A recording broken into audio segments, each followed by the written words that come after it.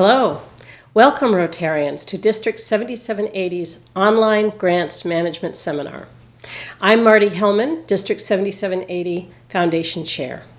Last year, in the spring of 2015, we held a series of seminars to bring Rotarians up to date on the process to apply for and manage Rotary Foundation grants.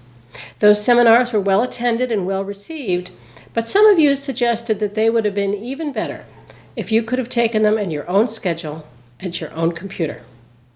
And we listened. This module is the first of 3 modules that make up the 2016 Online Grants Seminar.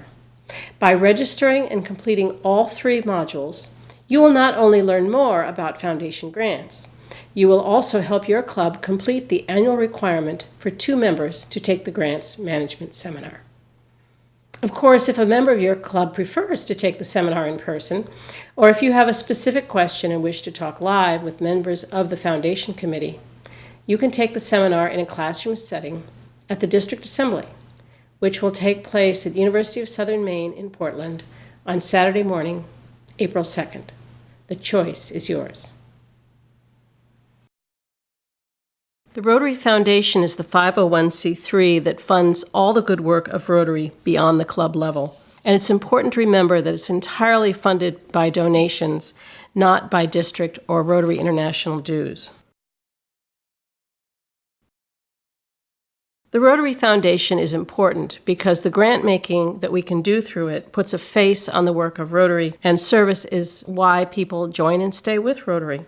There's another reason that we don't talk about quite so often, and that is that involvement in grants has been shown to improve club participation as well as to lead to increased foundation giving. Every year, your club president and people like me at the district level ask Rotarians to give to the Rotary Foundation.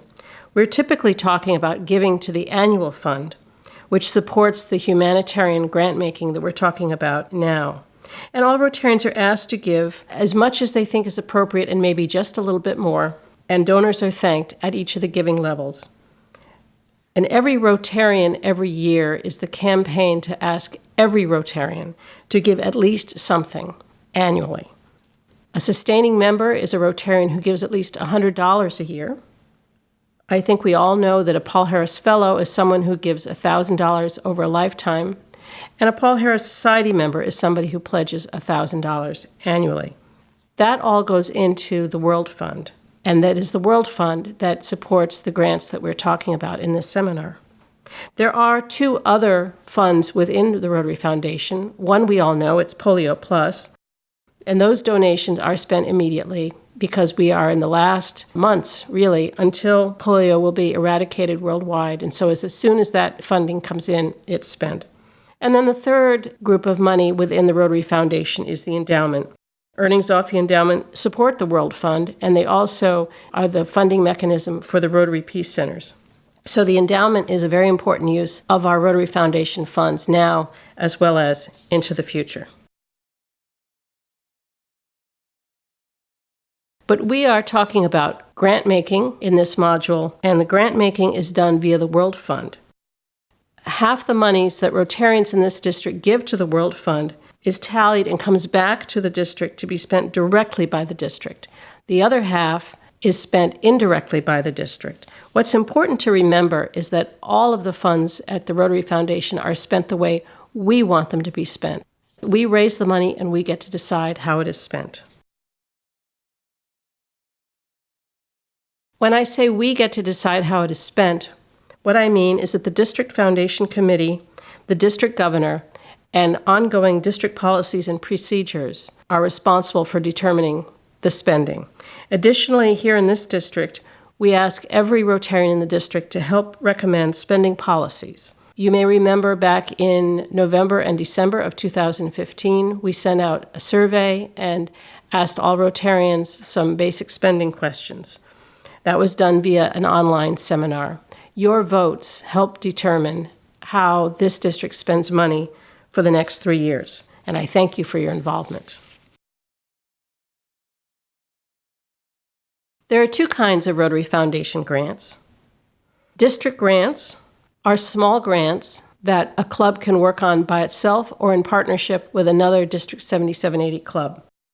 The amount of money available for these grants is based on the district's previous giving to the Rotary Foundation, and we make it available to the clubs to help them come up with new projects which excite them. The other kind of Rotary Foundation grants are called global grants. They represent a partnership between two Rotary clubs in two countries or districts. So presumably one of the clubs would be here in District 7780, and the other partnership club could be in Nigeria or Ghana or Peru or anywhere else around the world. These grants are very exciting because club cash is matched at the district level and then matched again by the Rotary Foundation. And so a $10,000 pledge from a club can grow to be over $35,000 in humanitarian work on the ground. Now, of course, very few clubs can afford to put $10,000 towards any one project. So typically, these grants involve several clubs here in District 7780 or throughout New England working with a club in the developing country. Whether you're interested in a global grant or a district grant, please know that both can take place either locally or internationally. It's very important that these grants fall within the guidelines of one of Rotary's areas of focus, and we'll learn more about these later. And most important, I think, these grants must be sustainable. When Rotary talks about sustainable grants, they want us to be able to answer the question, what will happen to the grant after the Rotarians go away? The grant must be able to support itself financially after the Rotarians are finished with their involvement. Supplies must be sourced locally so that they can continue to be received on the project site. And perhaps most important, local people must have the knowledge necessary to keep the grant going after the Rotarians go home. Both global grants and district grants involve matches from the district, in the case of the global grant, also from the Rotary Foundation. And both require that the clubs involved have reporting and financial management criteria, which we will also discuss later. As I mentioned, all grants must fall within one of Rotary's areas of focus. These areas of focus are basic education and literacy, clean water and sanitation, maternal and child health, disease prevention and treatment, economic and community development, and peace and conflict resolution.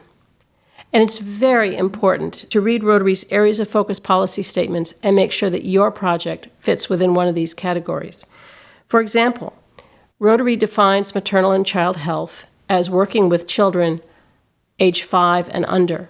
So by definition, we cannot have a feeding station at an elementary school, at a primary school, and have it focus on maternal and child health because children in primary schools are over the age of 5.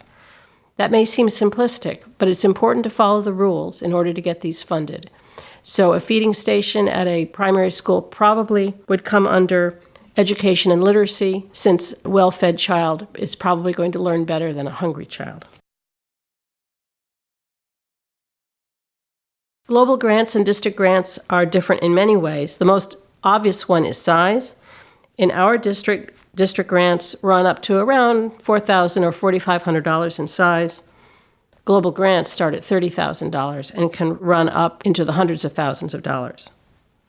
Another big difference is that global grants require a partnership between a club in this country, presumably from District 7780, and a club in another country, usually in the developing nation where the project is going to take place. And so these grants start with a friendship being developed between the two clubs. Global grants also must start with a community assessment, one that evaluates community needs and develops measurable goals for the project. District grants do not have this requirement. District grants are reviewed by a district committee, and final decision is made on them here. Global grants are also reviewed here at the district level, but all final decisions are made by the Rotary Foundation in Evanston, Illinois. Now, doing a district or a global grant means using Rotary Foundation money, money that has been donated by Rotarians and friends in this district for humanitarian purpose. So it makes good sense that we have some requirements to ensure that the clubs will use good management practices around this donated money. And as a result, each year District 7780 requires each club to qualify by doing 6 things. You can read them here, and as you see, most of them are fairly straightforward. Obviously, it's important to have a club foundation chair. It's critical to be current with district and RI dues and with reporting on any previous grants. The one additional requirement that we have is that 2 members of every club must take this online grant seminar, the 3 modules involved in this grant seminar, or attend the grants breakout at the district assembly. One person can do both. If you have questions after you take this online grant seminar, we look forward to seeing you at the grants breakout at the district assembly as well. But each club must qualify by doing all 6 of these tasks. Now, your club maintains its qualifications, again, by doing some steps which are fairly basic and which have to do with managing money that has been donated for charitable purposes. The first item mentions a memorandum of understanding. That memorandum of understanding is available on the district website.